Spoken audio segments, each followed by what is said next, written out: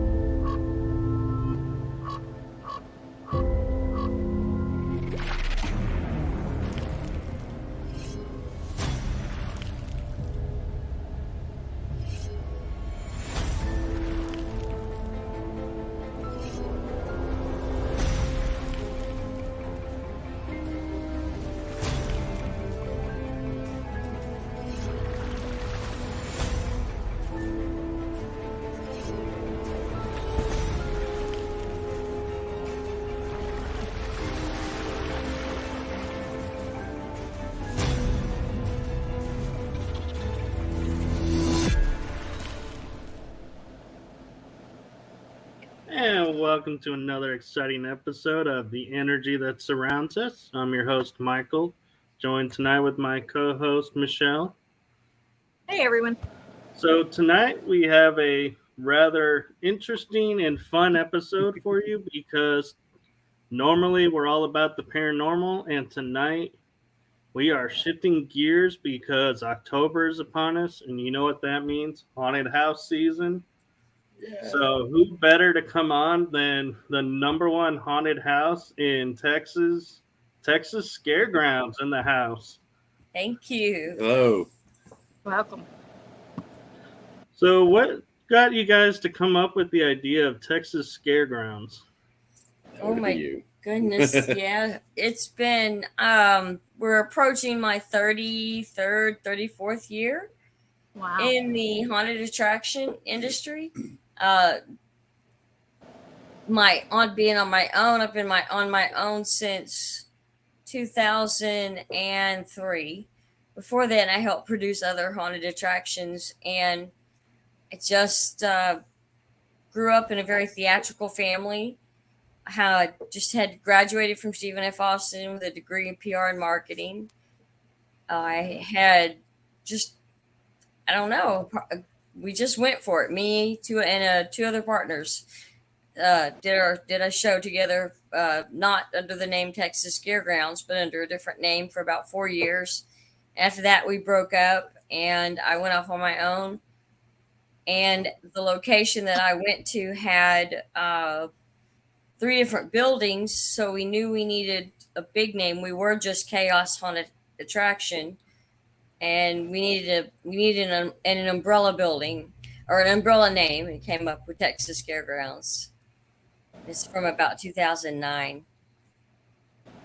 Wow, that's super cool. And wow, I thought it was around a little longer than that with all the stories that you share. It's like, wow, I Well, didn't realize I was joining in so kind of shortly in time speaking. 30 That's But years. you guys could be so successful for so long. I mean, that's a really long stretch. Yeah. It started in college as something we did as a philanthropic project. Oh, cool. Cool. And so, as I remember, you had stories of Kennendale when you were there. Hmm. Do you find the locations that you do the haunted houses in Yeah, tend to be haunted before or after you start your stuff? a little bit of both. I think that over the 30 something years, I have collected a lot of items. One of the things that we pride ourselves on is if it's a sofa, it's an antique sofa. If it's supposed to be in that room, if it's a Victorian, it's Victorian desk and Victorian dolls. So we pick up a lot of historical items. And when we moved to Kennedale, and if I paid closer attention, I would say that this all started just the day we went on our own. But you chalk stuff up. If you're not someone that sees things, you'd be amazed at what you can just chalk things up to coincidence. Our Right. just won't. We're just not open to it until we went to the Kennedale building. And when we were in Kennedale is when we had our first thing started things that we couldn't deny. Like we would be standing in a group and things fall from the ceiling. And I'm not talking just like one penny. I'm talking it would rain pennies and dimes down on us. Oh, wow. We had called some of that paranormal TV people and they were supposed to come out and all that, but that never happened. But one time we were standing there and baby shoes rained down on us. That was very strange. Never Yeah, heard that of would be hard to explain too. It's just I things was, like that. We could always explain the moving furniture. We could explain the voices. We just always, because we were always trying to scare each other, and I don't know, we just explained it away for many years. But when we went to Kennedale, there were things that happened like we couldn't explain. Now, were these items that you already had in the room and they would like come at you, or were these things that just manifested from These nowhere? manifested. Wow, baby shoes. That's one I haven't heard before. Yeah, when we Crazy. carried those baby shoes around, I may still have them. They may be in the doll room. In fact, I Ew. think there's a bag of baby shoes still there. But yeah, I think that opening it, the most of the buildings that we have been in have been sitting dormant for a long time. And you guys know more than I do about the spiritual or the paranormal side. But I Right. think when you breathe life into something, uh, I think you awaken things that people in that building. Absolutely. I think you Yeah. also attract nearby things. And then I think that feeds off each other because I do know for a fact we have a lot of vessel items that nobody's taken. One day we'd like to have some psychics out and let them just for that reason only talk and try to talk about our vessel items because we have a lot. I mean, more I'm than the actually average really good with objects. I'm good about um, attachment things. I've had really good luck finding things for people and we would, and I mean, we're not scared of them. yeah. We're not afraid of them. We actually, thanks to the people like Michael, we used to be afraid of it. I'm not gonna lie, it used to terrify us. But and that's how we got to know Michael and Phoenix, John.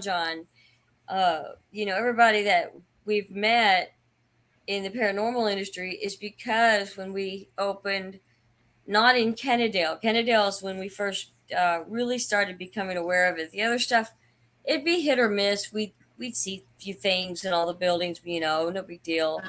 But Kennedale, we could not deny it was like mass hysteria. It was absolutely. We had Wow. parents pulling their kids out.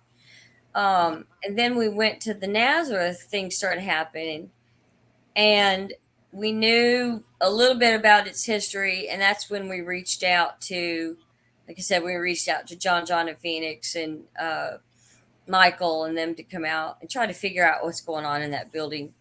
We wanted to make sure one that I don't know what the word is. Say I don't really want to That they say wanted to accept us. safe. Yeah, I just didn't want there to build. were that was going to be, friendly. yeah, we didn't want a building that we were bringing teenagers into the building. We wanted to make sure it was a safe environment Right. because we were seeing things move. You know, we caught some things on our closed caption video, uh, things like that. So, and we were seeing things that at the time we didn't know. Oh, that's a shadow figure. We were seeing big black figures, you know, and some of them had hats on. You know, we just thought, oh, look, it's a cowboy. You know, we didn't know what we didn't know. Right. And see, that's what I love about when I met you guys was, I mean, being new to it all and everything it was like so exciting to see.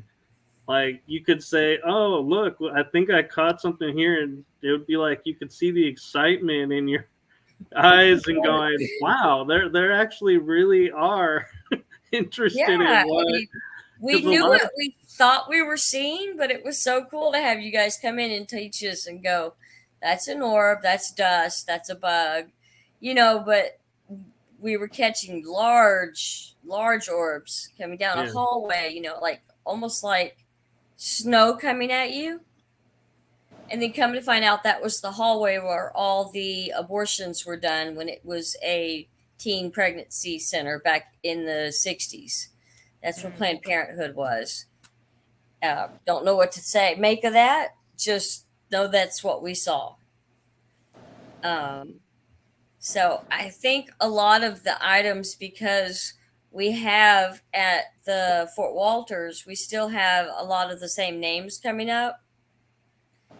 I think that tells us that a lot of the entities weren't necessarily bound to the Nazareth. They were bound to us or the object, Right. or they have free will where they're at. Y'all, I mean that's not our area. We just know that we have a lot of the same entities.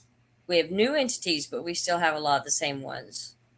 Right. It's probably a lot of all of it. I mean, you probably got attachments, and you know your building has attachments, and I mean houses and things absorb energies. So I've gone into houses, and you know I don't even want to be in there. They're just, you can just feel the anger and the, you know, everything in the walls. And then I've been into some where there's nothing in it, and it's literally like your home. It's the happiest place, you know, you could be. You just want to have a tea party in there. You know, it's so happy, and there's nothing in there. So I mean, walls absorb things, and everything has a vibration, or you know, right. absorption, whatever. So And I have to say, it was kind of fun and interesting. Is Shawna asked me at one point, as the historian, to look up some stuff about the building and what we can learn to talk to people about. And I was like, I knew what she had wanted, but I was like, there's so much more history here on the land than that. And I was like, here's the prehistory age. Here's what happened with the conquistadors. Here. And I was like, so yeah, there is such a wide range because so much stuff happened on the land that, yeah, we easily dismiss it thinking, oh, they got to be current. But no, we could have conquistadors, Spaniards, or there's World War II, Vietnam. I mean, the Indian Wars. There's a whole lot of history to that location that I was even surprised about.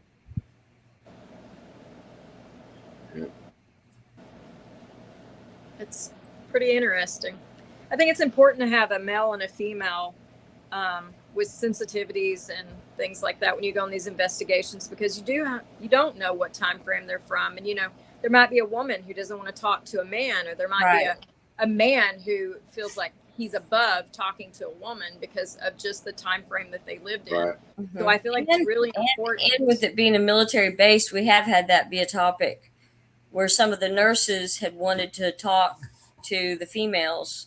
Right. And some of the high-ranking officers thought they were too good and would only speak to the males. Exactly. They weren't very nice to the males, but they would only speak to the males.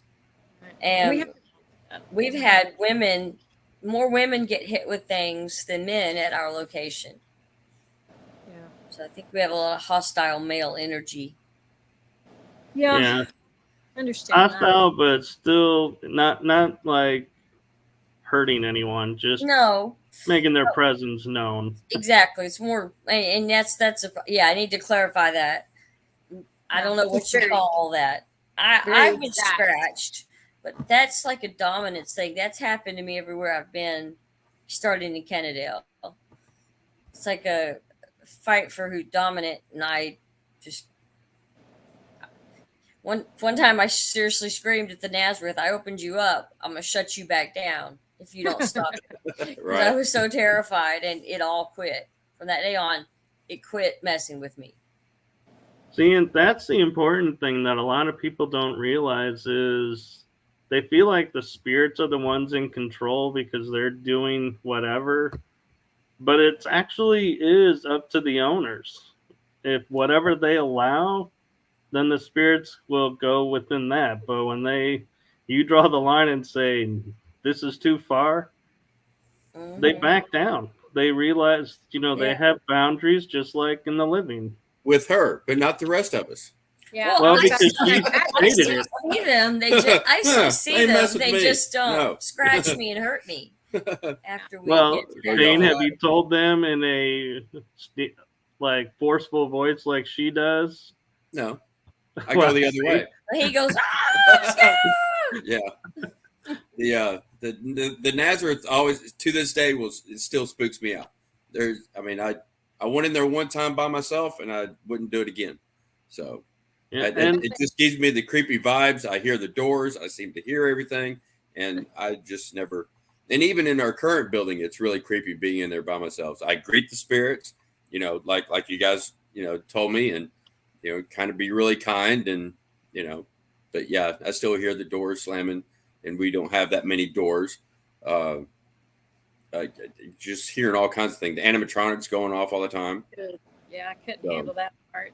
But you have to remember when these ghosts are being aggressive towards you, think about if you went for a long period of time oh and no one right, could hear you and no one could see you, and you finally are able to find humans that you can interact with, you're going to be excited. oh You're yeah. going to be, you don't know your own strength. You don't know all of these things. So don't necessarily be afraid of them. Just Well, remember that if yeah, you would that's be what that I've frustrated, learned. Almost definitely. yeah, Thanks to you guys. That's what we've learned, and we keep learning.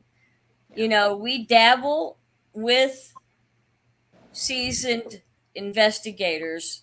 We never go off on our own. Right. We dabble like with Michael or with Phoenix or John with the investigating, which we love, but we love horror more than that's our thing right there. Right. Exactly. yeah. This is a little video I put together of some of the stuff that Shawna sent me, and I kind of selfishly made it an ad too, Thank Thank you. you. promotional. are there going to But be things popping out here, fair Michael? warning: there are parts where you may want to cover your eyes if you don't Yeah, want I'm to just see going to anything take it out. horror. You'll see. But yeah, I mean, and I gotta give kudos to you guys because it's two buildings, and most people sit there and say one building is plenty, but you guys actually utilize two buildings, I think, to the fullest. And that amazes me because I think about decorating and I'm like, man, I get overwhelmed and I'm like, I just do the front yard. I can't do a backyard. This is the brains right here. She's But you make it phenomenal happen. about the decorating and the imagination behind everything. I look at a room and go, "What am I supposed to do?" And she just guides me, and then all of a sudden it all comes together. It's nice You know. that you can read my brain. I've had time to learn. No, but that, and I think it's great how you embrace the history and the oddities and Yes. everything, and it's like that's one of the cool things. And as we bring stuff to you too, it's like you don't sit there and go, well, this is a comic book from the Vietnam age, but why would we want that? But you're like, no, we'll put it in the oddities museum or somewhere. So Put it somewhere where somebody can appreciate it, and not just sitting. and ask about it. yeah. yeah. That's me. Yeah. It's me in the And morning. I will say though too, one of the things that I love is as a volunteer actor there, Shawna and Shayne are so awesome because they are like, if you don't want to put makeup on, don't put makeup on. You can just stand, do whatever. But when it comes to makeup, Shawna has a great team of makeup artists that can make pretty much almost anything you can imagine come to life.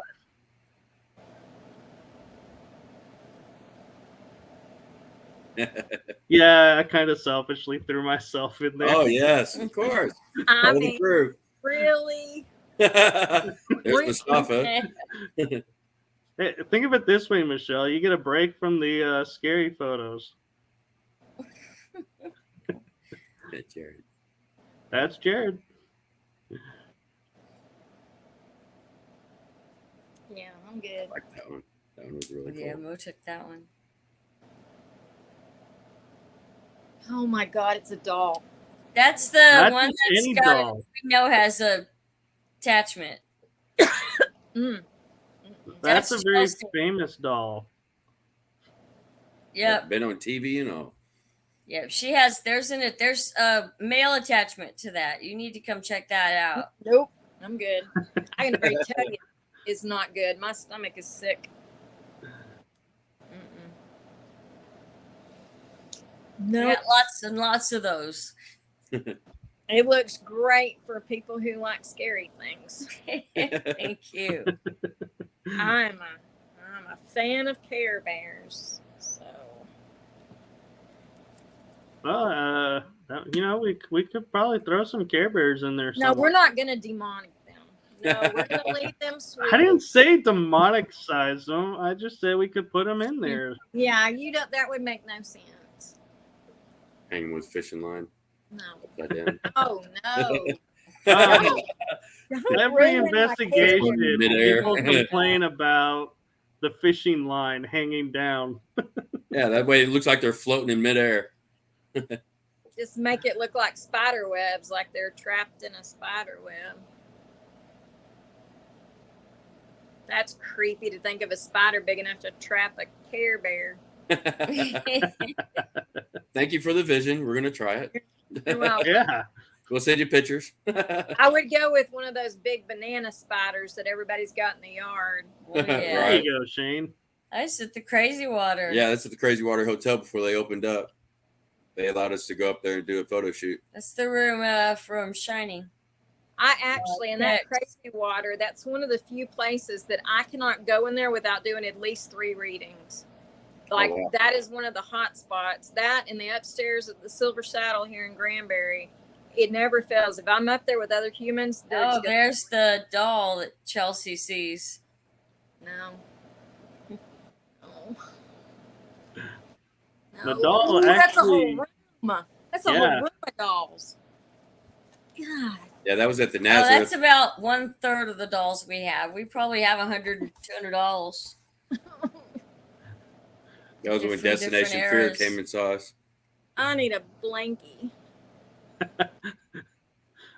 Oh my God.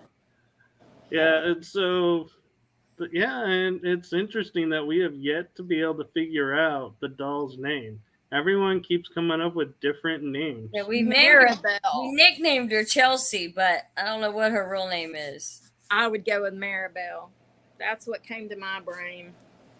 Maribel. It's an old name. Oh, yes. And then the Oh doll yeah, fell. the dolls fall over. Yeah, Oh, it kind of surprises me. She doesn't stop to think I sat on the table. Maybe that's why they fell down. She just keeps looking and going, I think I bumped them. Maybe I didn't. I don't know. I'm like, you sat on the table. And there's that black thing that came out of her. Yeah. what? What? Yeah. something came out Well, of the we still doll? have photographs where if you take a photograph, we know to take 3.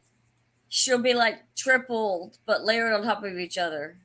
Oh, We have some Ooh. crazy pictures of her. no.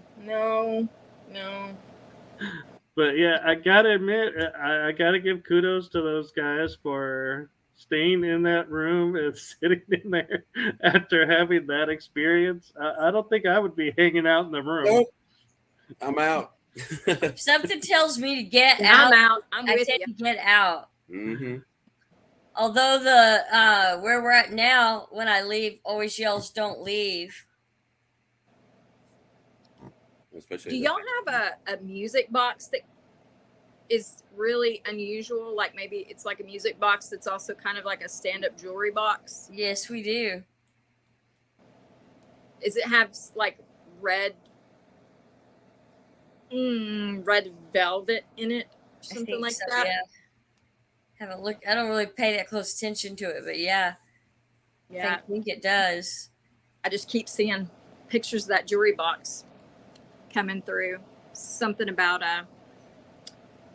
the bottom of it. Uh-huh. There might be some kind Something of in it. carving or scratching on it. Maybe Look. underneath the base. Like if you You know what I'm looking for tomorrow? something Right? about that came through really strong. So yeah, I feel like it has like a burgundy or a red like lining in it, and it's kind of maybe that tall, but it plays music. Maybe like when you open the drawer, maybe. I think I know what you're talking about. Is that the one that always goes off? I think I know what Yeah, you. Yeah. that Yeah. it will play on its own. Yeah. And not like a ting ting ting, like it's been touched, like a full on Music. full round. Yeah. Yeah. I remember one night, it was after, I think it was after one of the haunt nights. Shawna sends me this video of a K2 going off. And I'm like, at first I didn't think to put the sound on. I was like, okay, I'm expecting something to go by. And she goes, "Did you hear it?" And I was like, all right, let me put the sound on. And Johnny Cash is playing, Yes. and the K2 That is going K2 nuts. went nuts, and my phone was nowhere near it. It was just on like the intercom. So yeah, so we discovered our spirits love Johnny Cash. Yes. Well, Cash was one of the #1 artists during the Vietnam era. So Yeah, Yeah. definitely. So it just goes to show you never know what's going to set off mhm. a device. But So you can rest easy, Michelle. The video's over. yeah. No, I'm off on this thing because I'm seeing 2 other objects. I feel like that music box came in a box of miscellaneous things, but there were 2 other things in there. we get because we didn't think anything about it. Probably for 20 something years, people would call us and go, "We've got these creepy dolls. Will you come get them? We've got this music box display by itself. Will you come get it?" We didn't think anything about it. We used it as props in the rooms. Right. And then it wasn't until the last 4 or 5 years that when we met Cindy, we started doing this oddities museum, started pulling stuff out, as well as letting paranormal investigators come in. Right. So I think we've got some. I mean, we've got some stuff. Yeah. So, Things. Yeah, thank but you, Cindy's got some great stuff. Yes. oh man, she does wonders with those mannequins. Mm-hmm. Uh-huh. And I think there's attachment to those mannequins. Those freakers move their heads and blink their eyes. I don't care what believe that. anybody says they do. So does Yeah. Chelsea. Chelsea moves her head and blinks her eyes. Yeah, Chelsea gets an attitude sometimes. Yeah. And we have that one doll that plays music but has no batteries. Yep. Yeah. I remember being there when we discovered that and being like, Mm-hmm. and I haven't heard it really since, but I know you said you've heard it in other areas. It happens often, especially once the haunt season starts, because it seems like we got more people in there. It feeding on his energy, it happens more often and freaks him out. And then we've got something in our old bathrooms that talk to people as they go through, whispers to them. Yeah, and the door The swings. swings, the door, yeah, the doors swing open and closed.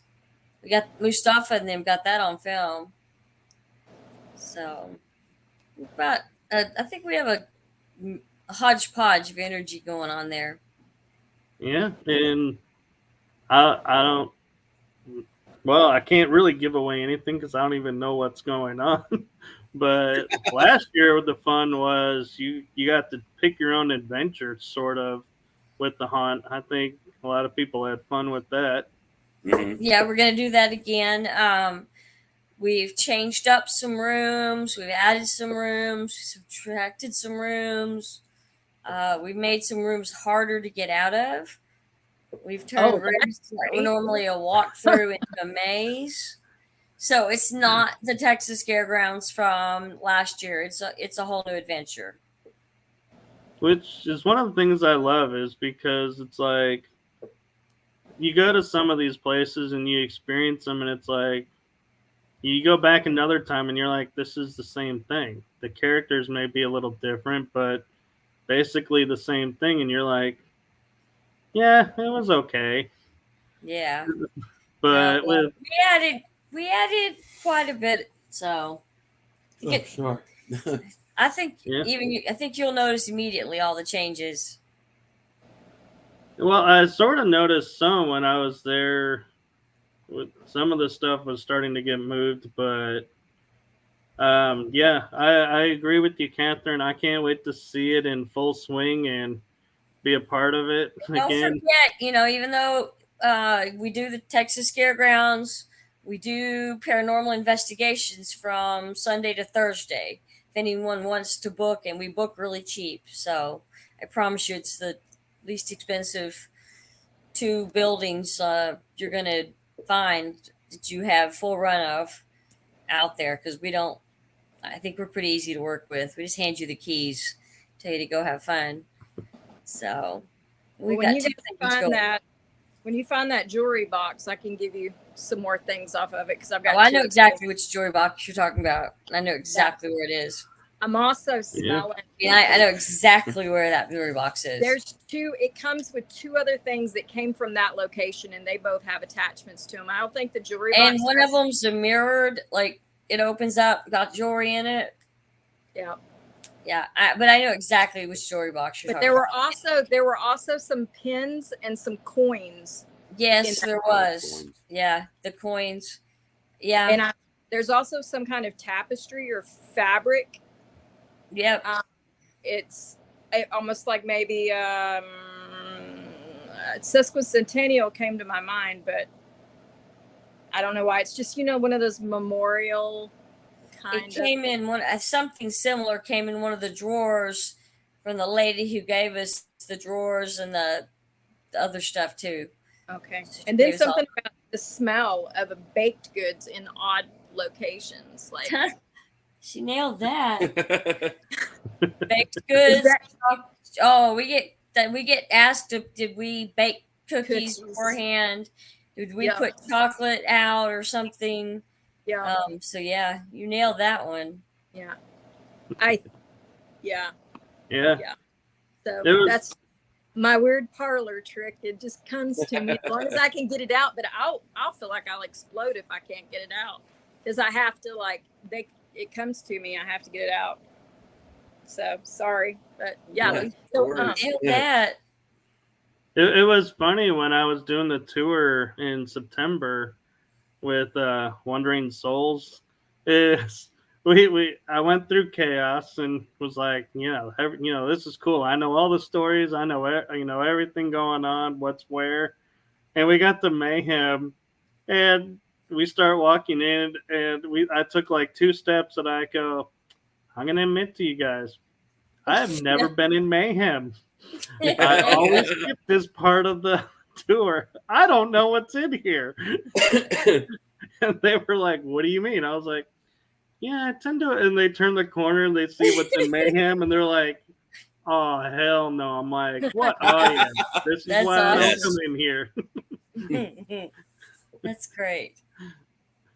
But yeah, so I finally took a tour of Mayhem. But I know you guys have a busy schedule, and I also wanted to take a moment and thank Shawna because she's a first responder nurse. I don't know if you're classified first responder, but you are Yeah, a I nurse. am. And so thank you for that. And we appreciate your helping us during the haunt season. It's a family. I'm just the, I'm She just, fixes all the boo boos. yeah, I gotta say, I'm just the boo boo Mentally crew. and physically. It's a family. So we couldn't do it without you guys. And if anybody's interested in volunteering or going through, he threw the website up. I'm sure he will again, or you'll find it in the comments. TexasScaregrounds.com. It's all for our community.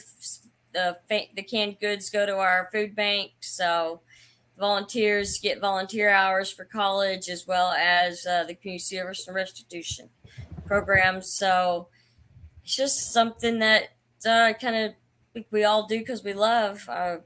And if you're interested in getting be a part of it, just reach out to us. We'd love to have you.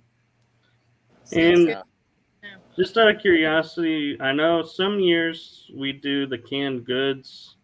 Are we doing that again this year? Yes, we are. Yes, every year. Yes. Yes. Cool. And guys, you don't have to go into the scare grounds. If you're like me and you don't want to go in, it's not your jam, drop off the canned food anyway. It's going to go to a good cause. You don't have to go in. I'm sure they'll take your food no matter what. So you Yeah, got to keep Oh, cans yeah. in the pantry. They got to sell at Brookshire's or something. Grab them. Every can counts. It does. Just drop them off. You don't have to go in. Yeah, Just drop them off and say, "Hey, this ain't my jam." Drop off the cans because you're going to feed a family with that. And a can of food can go a long way. And if you're interested in running for a paranormal investigation, we do that kind of stuff to pay the lawn bill. So you can imagine we're a third of the price of someone they're trying to make a living off of it. Right. That's not our jam, but it is haunted. So we offer at a pretty significant discount in comparison to places you can investigate. And we, if it reach out to us. We'd love to have you. Yeah. And one more thing, because I know you guys got to go, is Shane has set up for, if you're doing the paranormal investigation side, a super cool, awesome, comfortable viewing room that's got what is it now, 4 TVs of screens going. Yes, 4 TVs, like 20 something cameras. So yeah, they worked awfully hard on it. It is beautiful. All right, thank you. So yeah, it's really hard to keep the cameras going because for some odd reason they just keep on bleeping out, so I think it's because some things the spirits don't want recorded. right. We keep replacing them with I different replace kinds, the camera and so it just does the same thing. And it's like, what is going on here? It's not Yes, like the wire. We I go try. wireless and it still does the same thing. Mm-hmm. So I think they're always looking for power. And I think Right. that some wires just can't handle the We go through interaction. batteries like crazy. I think always try setting up. I had a friend who had that problem, and he put, those static balls where you can touch it and the static electricity goes to it.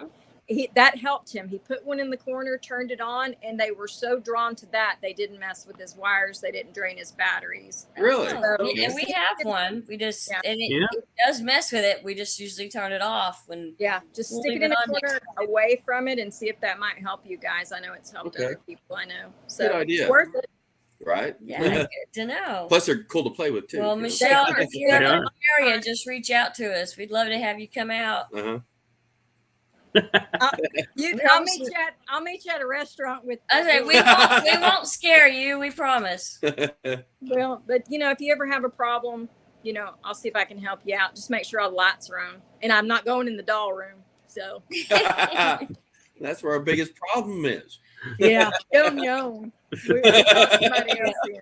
I feel you. I'm the same way. I don't like to go in there and do anything. I don't either. It's like I'll go in there, but I'm like, man. It didn't faze me. You can just take little paper bags and put over all their heads. Right. Oh my it's God, a lot of paper. $100 just in that room. People And just it's give funny. us dolls now that they know we take dolls for the last 30 years. We've got dolls.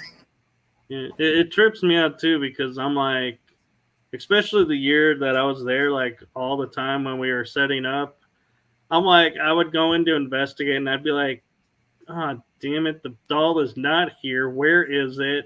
I'm like, why are these dolls It keep moved. moving? No. It's Yep. like every time I go in the room, it's like the dolls are rearranged another way. I'm like, who keeps rearranging the dolls? I'm so glad I got grandsons. I never have to buy a doll. I got 5 grandsons. I don't have to buy a dang doll ever. Good. We're dinosaurs and Tonka trucks. We're good. Heck yeah. Well, we got Yeah. trucks that'll roll across the road, Yeah, down that's by the themselves, but kids playing with that. And the yeah. touching the hair. I have to keep my hair up, even at restaurants, because there'll be spirits that just walk by and swoosh my hair. But the kids love my hair. They always want to touch. cool. That's so cool. Yeah. But it's 41 after, and I know you Okay. guys Thank you. need to get up, and so Good night, guys. yeah, thank Night. you for Night. coming Thank you. on and promoting Texas Scaregrounds, and Yes, I thank am you. looking forward to coming back. Yes, sir. Can't wait to see you. Yep. It's been a So, while. Always fun. you. TexasScaregrounds.com. Mineral Wells. Thanks, guys. Thank you. Bye, Thank guys. you. Night. Good night.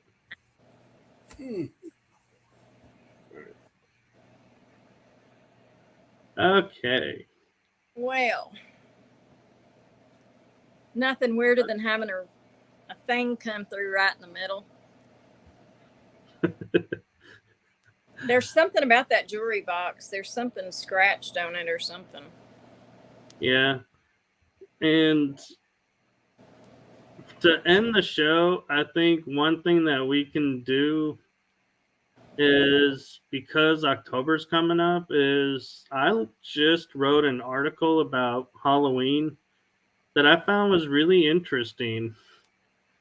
And so I don't know how familiar you are with the history of Halloween, but I found out that Halloween is based on Samhain, which is a pagan holiday that was 2,000 plus years ago celebrating. Okay. And it's celebrating the veil being the weakest between the living and the dead. So that actually is a real thing, apparently. Yeah. I mean, I believe that. But and they would leave treats out for and do a festival to honor the dead being there, because they felt like if they didn't, then they would not leave and they'd be haunted.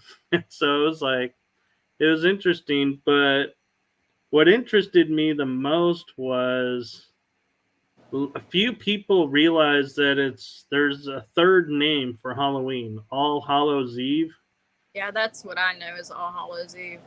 And the reason it's called All Hallows Eve is the next day is Hallows Day or Saint Day. And I never realized that All Saints Day was called Hallows Day.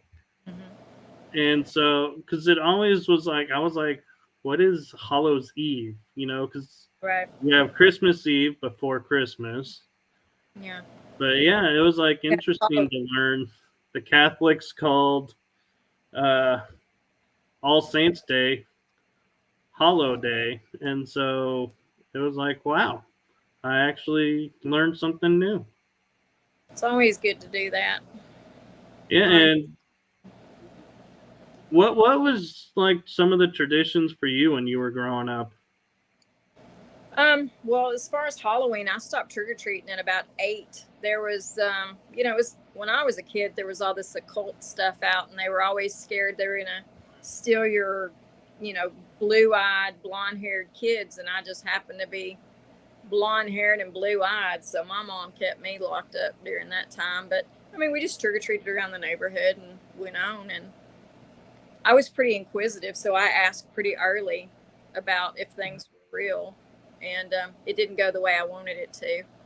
So So wait a minute, hold up. I have never heard this. They spirits would go after blonde hair, blue eyed No, kids? cults Oh, to cults.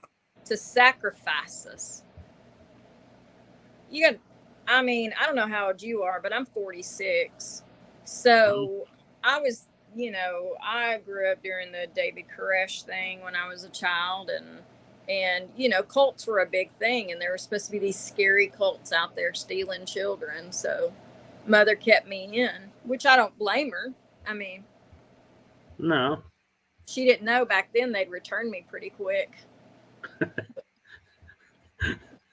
No, but what was interesting for me is Halloween was an Irish holiday that was brought over, that America never really celebrated Halloween until the Irish started immigrating in.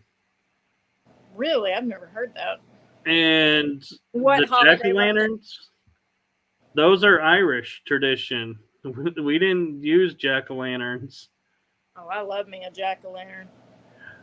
So, yeah, and so October 1st, when this article comes out, I put in the article the websites where I found all this information, and one of the traditions that I knew about, but I was like, that kind of creeped me out, was children would dress up in like the 20s and 30s in costumes and walk around with sacks of flour.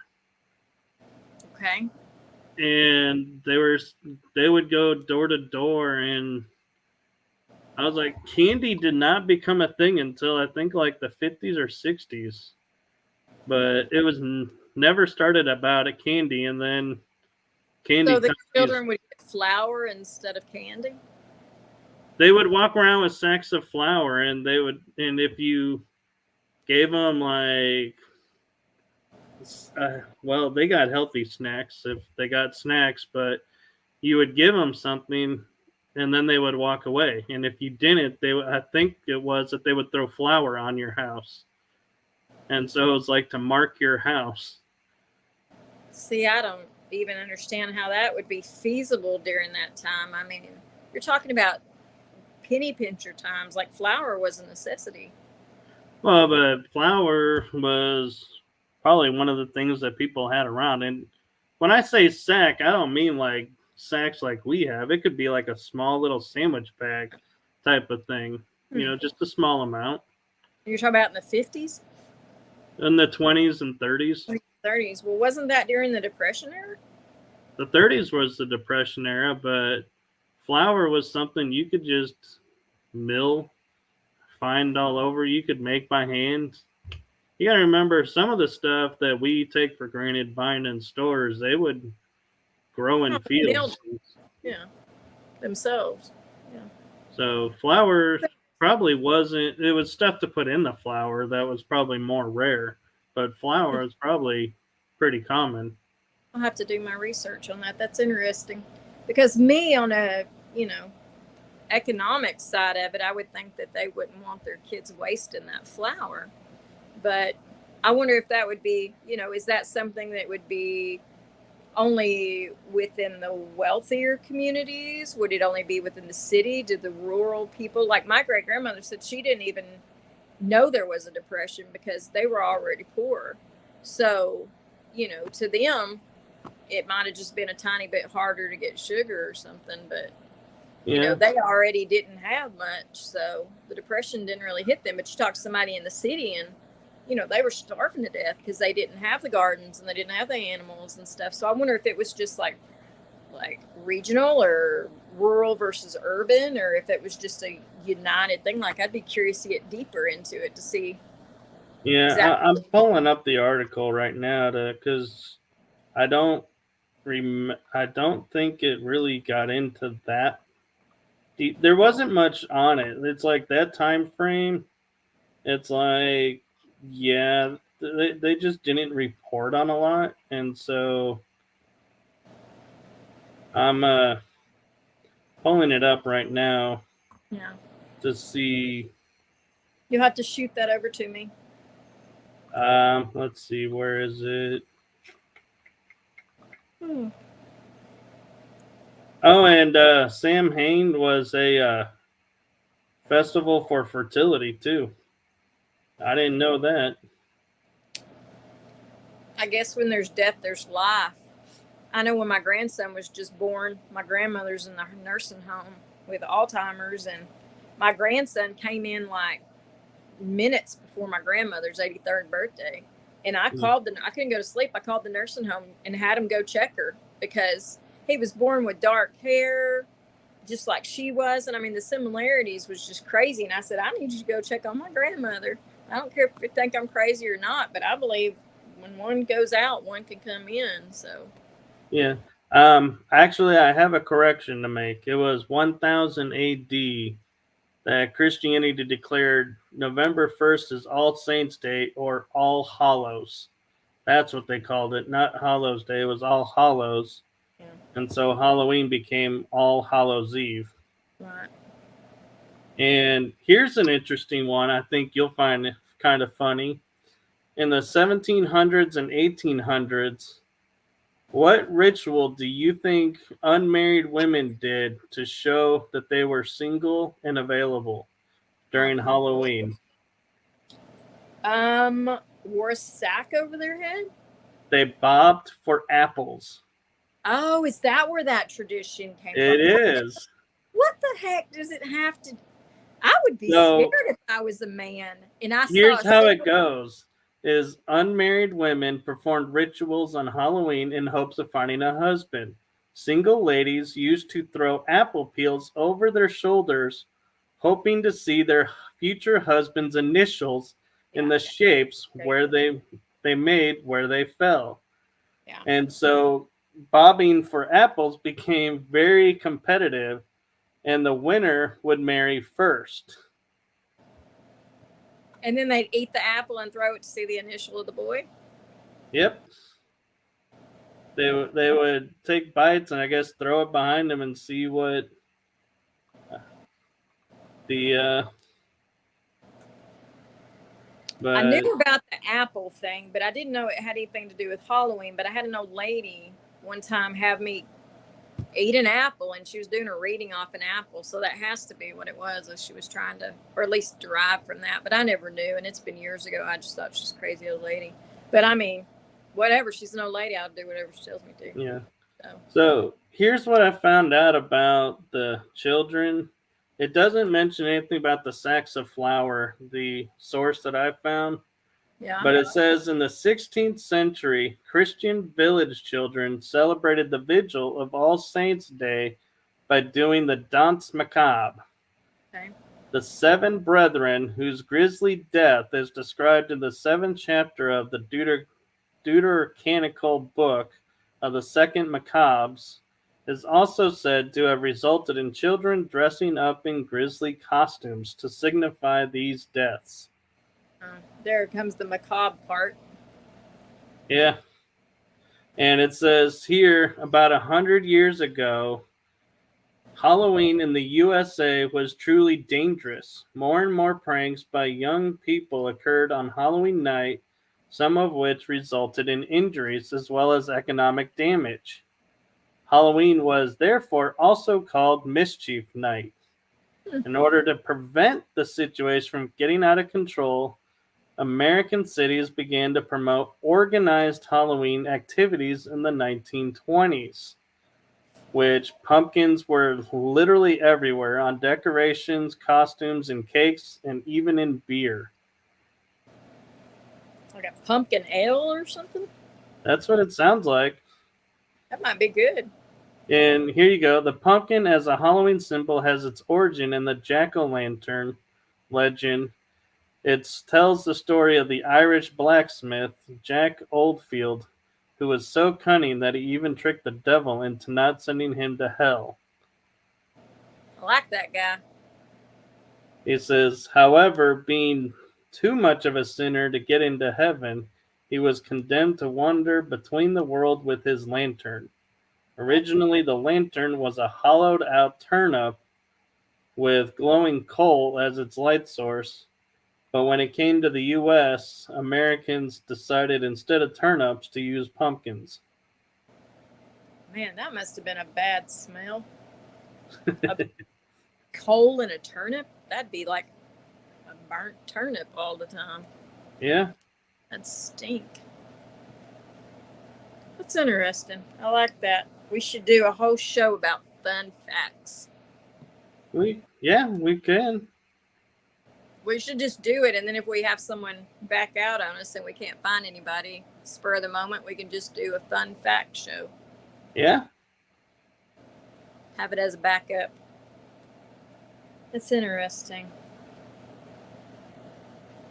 But yeah, and so it is interesting when you look back at the history of some of our traditions, where they originate from, and the stories behind them, how they have evolved from one meaning to another meaning. Like today, Halloween is all about candy, and it's like, yeah, that's nowhere near what Halloween started as. No. And just everything, like nursery rhymes. I mean, they're about plagues and murder. And I mean, Rockabye Oh, yeah. is a sick story. And I mean, it's just like, I mean, we're based on macabre. I mean, that's just what it is. I mean, it's all gruesome. I mean, there's nothing that I've found that's based in happiness. Yeah. I mean, the number one nursery tale, I forget what it's called, but it has to do with, I think it's, sheep. huh?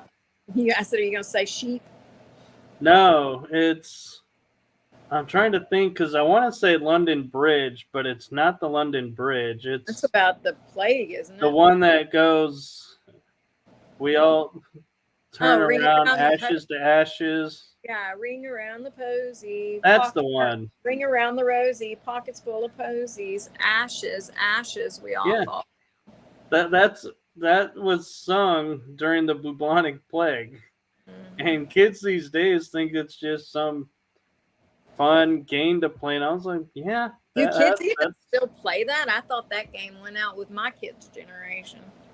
I'm sure it's in some places, but probably not as frequent. But yeah, it's like it was a plague song.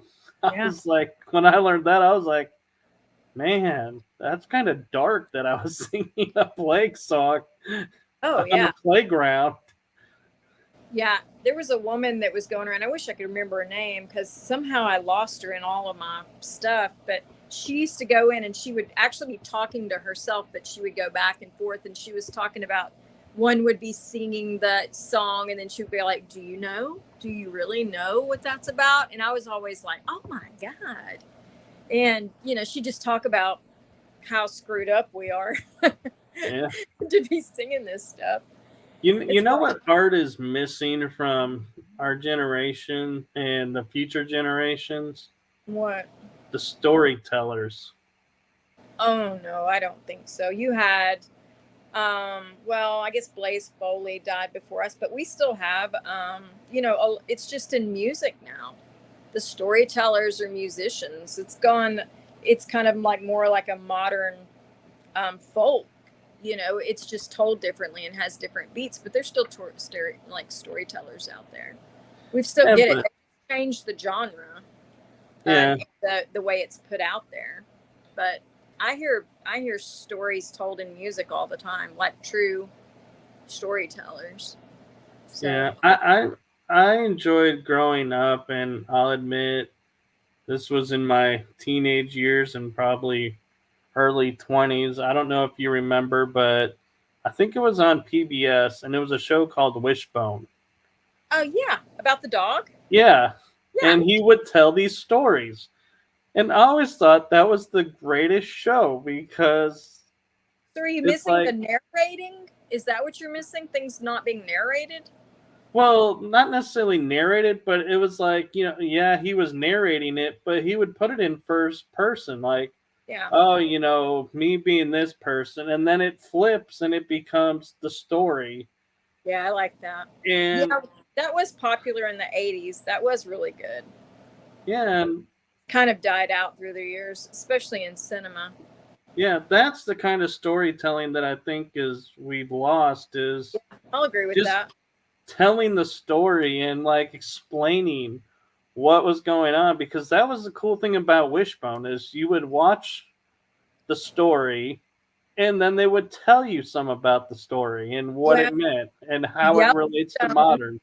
Yellowstone brought that back in the 1823 one. I think it was. No, it was the prequel to that one. She actually, 1883. yeah, she Yeah. narrates through that thing in first person.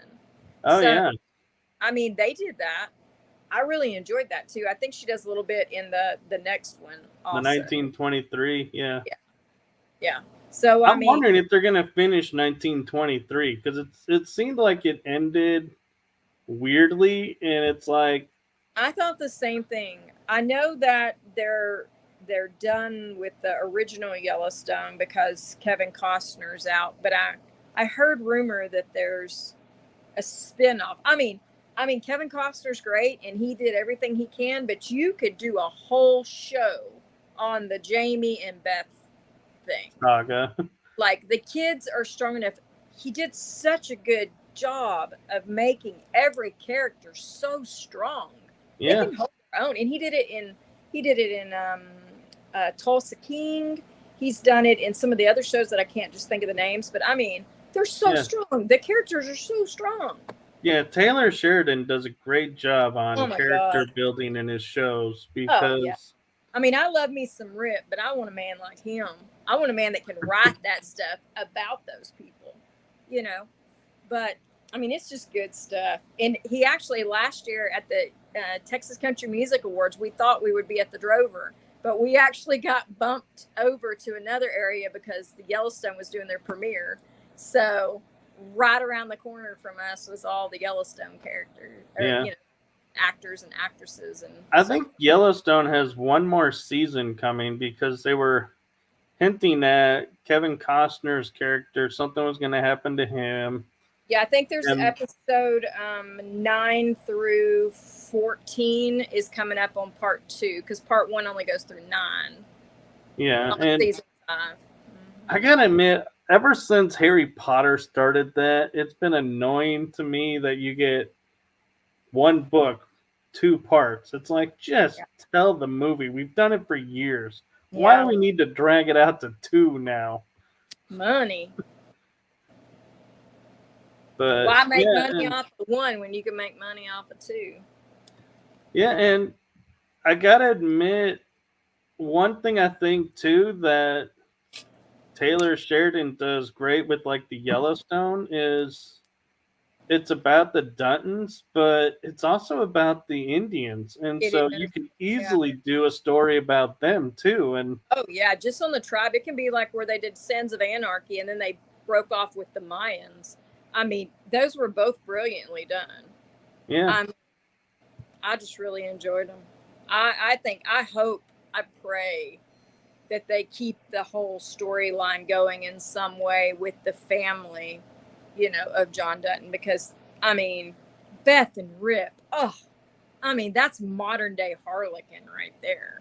I oh mean, a yeah, woman who'll throat punch and a man that loves her for it. I mean, that's my dream right there. Just go around throat punching everybody and go home to the man that loves you. and I will say though too, the one thing about Yellowstone that I think is something that appeals to a lot of people but don't realize is it is a story about the family legacy and what you will do to protect that family. But it goes deeper into saying, the pressure that all those kids were put under to follow that legacy and what mistakes they made because of that, and how what they did now impacts the future. And like you were saying, Beth and Jamie is a great example of that, where there was a mistake and Oh yeah, he did his best to fix it, but they went through unknown channels because they didn't want dad to know, and exactly. she now hates him because it ruined the future. Well, I think that he did such a good job because, especially from being from Texas or Montana or any of the true ranching states, you know, and farming. I mean, you can pull that too. You know, there is such a responsibility, like you said, with these families. But like Jamie said at one point, he said, I wanted to be a rancher like my dad, but he told me I was going to law school. You know, you hit so many cultures with that. Oh That, yeah. you know, they say, you know, the baby's newborn, oh, this girl will be a doctor, this one will be a lawyer, and they will be that because that is what they're told to do, and that's how they'll be trained. And it goes the same way. And I think it just hits. We know these characters. Like, he's so good at making these characters people we know. Like, Yeah. every character in that, I know a character like that. I may know 20 like that. You Well, know. and the other thing that he does really well is he actually, even though the show is about the Yellowstone and the Dutton Ranch, he shows how the family spreads out. And by that, I mean, I forget what his character's name is, but the one cowboy who was like nothing but a troublemaker Jim, who got branded and Jimmy. came into his own. They Yeah. fixed his problems, and he went off with the girl down to Oh no! Texas. Don't tell too much. Well, that Someone was might not. like Someone four might not know seasons that. ago. No, but some people wait till the very end and then watch all of them. So just don't Oh tell too well, much. Don't tell too much. But yeah, but but Jimmy, yeah. yeah, Jimmy, and the way he writes it is there could be like the Jimmy story of his life in Texas and Oh how yeah. that Mark, how he brought what he learned and Yeah. survived to there. I mean, it's a And definite thing that when you hit rock bottom, when someone can give you a hand up or a hand out, and they gave him a hand up, but he had to work hard for it. And you can get through anything. I think Jimmy's a beautiful example of no matter how low you get, if you don't give up and you change, you may have to change your entire world, but if you change it, you can make your life better. And yeah, it does get easier as you get past that bad spot. So, and there's no it's the reason. same with relationships because Jimmy was in a bad one that caused him all kinds of problems, and then he got into a good one, and he Janie did? flourished. We disagree on that because I ain't seen one relationship that's No, held. not Jamie. Jimmy. Oh, Jimmy, yes. Yes. I'm trying to And think. it That. also shows how Oh, yeah, I remember who that was. Yeah, yeah. I'd already. they're around you when they can get something, and then they disappear, and it's like they make you believe all of this. And he did a great job of showing how the fame and everything attracts both elements, and you have to really have your radar going strong to see what's really going on in front of you. I really liked how they really touched on the real world of rodeo and in bucking and stuff like that. I really liked how you know, they touched a little bit on everything. Yeah, I think that's because I think that was Taylor Sheridan's deal. Was he was cowboy Oh, trained and yeah. did the trick riding and all that. And I think He's a hell of when they gave him a moment to say, do you want to showcase this? Because there was a series coming out too of writers that were, showing how they compete and everything, and him being able to go to the writers and say, look, this is popular over there. This can be Yellowstone too, a. and bring it in and not lose the aspect of the show. Are I you think talking it's. about 4 6s or is that what you're talking about? I'm talking about the rodeo races where they would Oh yeah, yeah, yeah. Oh no, they do that. do the charging the horse and then Whenever stopping it and not sliding and all those tricks. well, they want to slide. The best slide wins. Well, slide to a certain point and then Yeah. be like able to control everything. And so it was really cool to see what goes into the training of that and how it even so Hallmark actually, I don't know if you know this, did a series kind of like a Yellowstone-ish type where it was about a ranch with horses, but the difference was they were showing You about the living girl up. riders? They had one girl trick rider, but the son, one of the sons was killed. Are you talking fictional or real life? I think it's fictional. Okay, because I'm talking about a real life documentary thing that followed girl riders. But doing yeah, wrong. the Hallmark series is called Ride. And Oh yeah, I don't think that was real. I think it might have been based on something, but it wasn't like, like a documentary or anything. But I Yeah. actually saw him because he's been an actor for forever. He was on NYPD Blue. Really? And I saw Ron Jeremy, from, I don't know what his name is, but he was on Parks and Recreation in a pair of ladies' underwear on NYPD Blue. Like, to rewatch NYPD Blue was insane to see all the actors that we see now and what they're doing. But it was Ron Swanson was who it was. And he was dressed in a pair of ladies' undies in there. And Ron Jeremy was in there too, ironically enough, which is disgusting. But yeah, sorry, Ron. No, but I mean, it's kind of interesting how right now it seems like TV is going back to the old west, kind of, to where a lot of the popular shows are like, horse riding, the rodeo, what it's like to have a ranch. Yeah, but I think they're more spicy. I mean, Yellowstone isn't Bonanza. No. It's spicy. So. But in a way, though, I think Yellowstone may be more real than Bonanza because, and I don't mean like with the, showing the violence, and the blood and everything, whereas Bonanza, they were always Bonanza didn't really show a lot of blood. Right. But I think the crew fights that they'd have at the bar, I feel like those were true. Absolutely. More true, and what people would do to each other to get ahead, I think was more true and maybe he could have told it with a little less brutality, but I feel like that's what it really was. Our world is brutal. And so it's like, he's like, it was his way of saying, wake up, people. This is the world we live in. And the Old West is not the drinking in a saloon, knocking somebody on their butt and walking out and going, oh, well, that justice was done. Yeah, no. It's not quite how it is. Well, this has been a fun show. Yeah.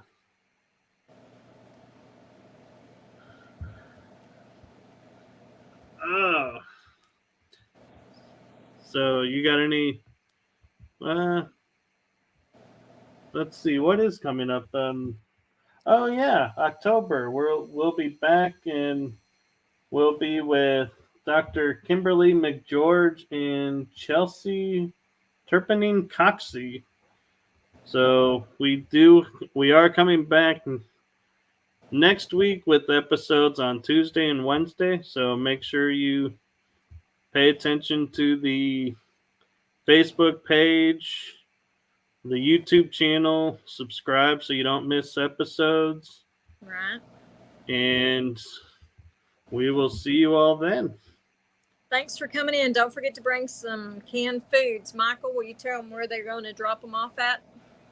So the canned goods are at the PX building. When you walk in the doors, to your left will be the ticket area.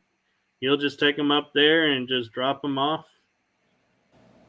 And just tell them it's for donation or a discount for tickets. Exactly.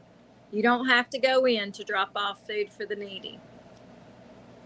But if you want to, you can. Definitely go in. And yeah, and so definitely come check it out if you want to check it out. I have the website here on the bottom. So it's at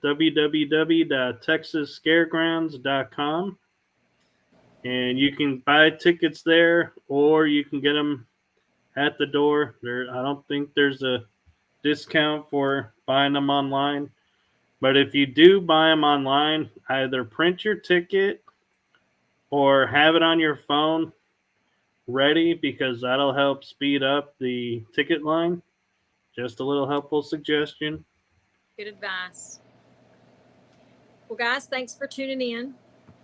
Yes, and wherever you are in the world, if it's for those of you in the morning, have a great morning. For those of you in the afternoon, have a great afternoon. And for those of you who are at night like we are, Yep. have a great night. Sweet dreams. All right. So we'll see you all next week. Have a great one. Bye-bye, everyone. Bye. You have just listened to the energy that surrounds us with your host, Michael Koff. Be sure to tune in next week for our next episode.